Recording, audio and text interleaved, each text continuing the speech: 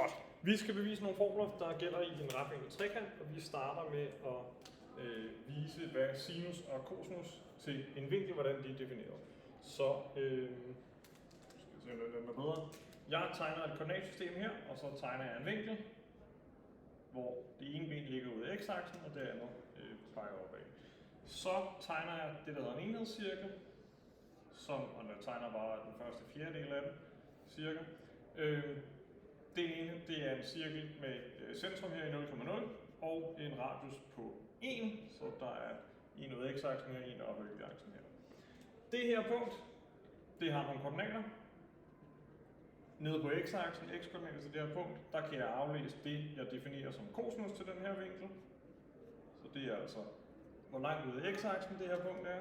Og på y-aksen, der kan jeg aflæse sinus til vinklen. Jeg kan også godt finde en tangent, det tror jeg ikke, der specifikt står i spørgsmålet, men hvis jeg herude tegner en ret linje, som har ligning x lige 1, altså en lodret linje her, så kan jeg aflæse tangens til min vinkel, som y-koordinater til det her skæringspunkt, tangens til vinklen. Og tangens til vinklen er defineret som sinus til vinklen, divideret med cosinus til vinklen. Sådan der. Jeg håber, at alle farverne går igennem på optagelsen. Så cosinus og sinus det er altså defineret som de her koordinater til røringspunktet for den her vinkel. Retningspunktet for den her vinkel. Så skal vi prøve at komme frem til nogle formler for en retvinkel trekant. Så nu tegner jeg en retvinkel trekant her, og lad os kalde den for A, B og C. Og den har nogle sidelængder. Vi kalder dem lille a over for store A, lille b over for store b, og lille c over for store c. Så A, B og C. Hvis nu jeg herover skriver den her vinkel A, så har jeg en trekant herover, jeg har en trekant herover, og de har en vinkel A til fælles, og de har også en retvinkel til fælles. Det er en retvinkel, og det er det her selvfølgelig også. Så de der to trekanter, de er ensvinklede, det betyder, at de er ligedannede.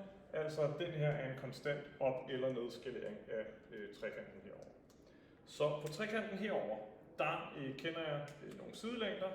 Ud af x-aksen, der har jeg en cosinus til vinklen, det er så langt, jeg går ud af x-aksen her.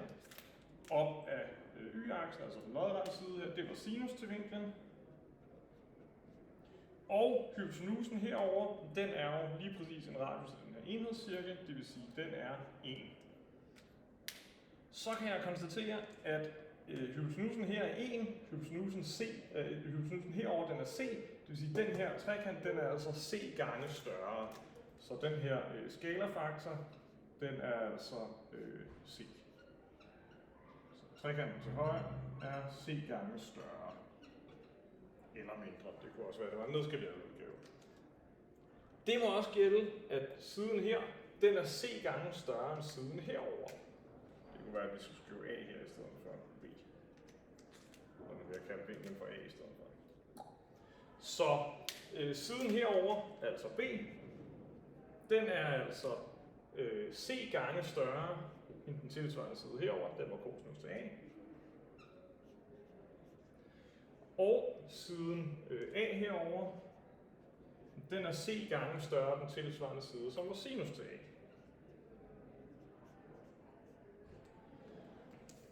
Og så kan vi jo lige isolere sinus og cosinus. Det er sådan, det står i formelsamling. Så hvis jeg dividerer igennem med c her, så får jeg, at cosinus til A, den er b over c.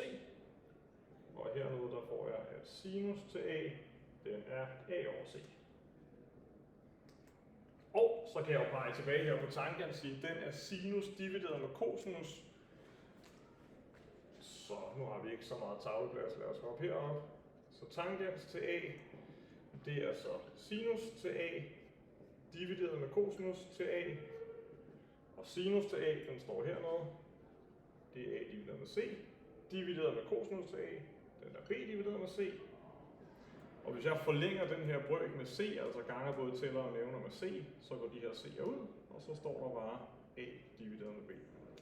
Så har jeg simpelthen udledt de formler, der gælder for den her retvinklet trekant. Godt, der står 5 minutter. Så skal jeg også prøve at udlede nogle sinusrelationer. Så vi visker flux ud, og altså i virkeligheden bare viske helt ud.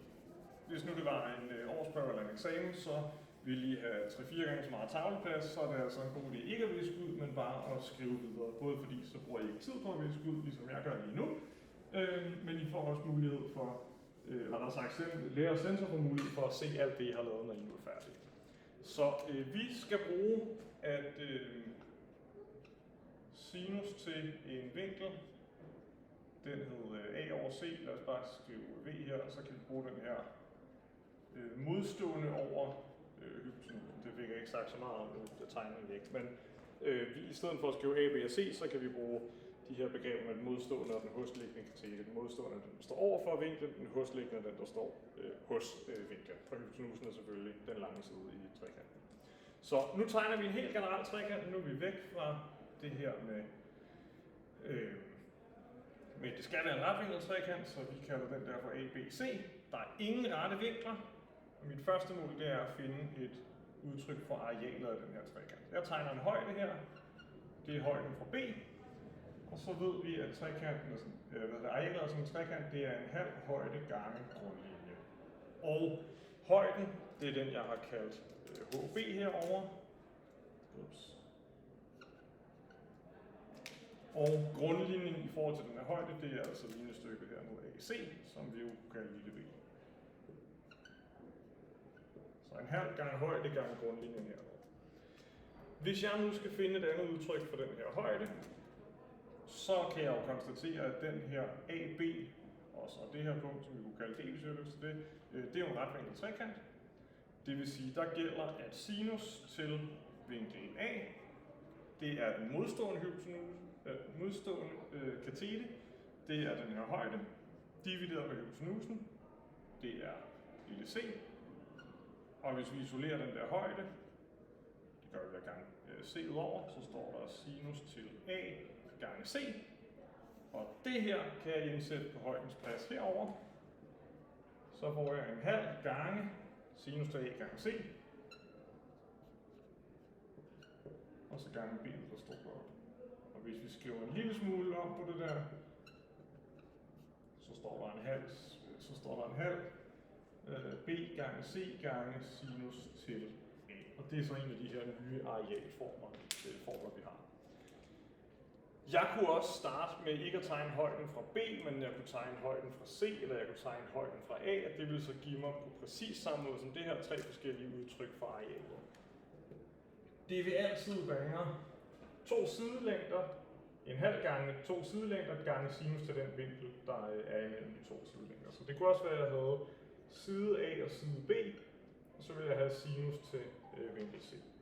Eller det kunne være en halv A gange C, og så gange sinus til vinkel B. Så jeg får 3 forskellige udtryk, som alle sammen giver mig arealet af den her trekant. Så er det faktisk de samme 3 udtryk, jeg tager med videre, hvis jeg skal finde de her sinusrelationer. Og jeg skriver lidt om på de her udtryk. Jeg starter med at gange med 2, eller dividere med en halv. Så forsvinder den her halve. Nu snyder jeg lidt og visker ud undervejs. Det tænker jeg er fint i det her tilfælde. Og så vil jeg gerne forkorte, eller dividere igennem med noget. Jeg vil gerne dividere med A gange B gange C. Og det gør jeg selvfølgelig på alle de her 3 måder. Og så kan jeg ellers forkorte alt, hvad der kan forkortes her. Der kan jeg forkorte B ud. Jeg kan også forkorte C ud. Her kan jeg forkorte A og B. Her kan jeg forkorte A og C. Og så ender jeg med lige præcis det sinusrelationer, der er. Nemlig sinus til store A over lille a. Det er det samme forhold som sinus til store C over lille c. Og det er også det samme forhold som sinus til store B over lille b. Det burde være små s'er, det der. Hold op. Og vupti, så... Det kan jeg ikke leve med. Vupti, så har vi simpelthen bevist sinusrelationerne også. Wow.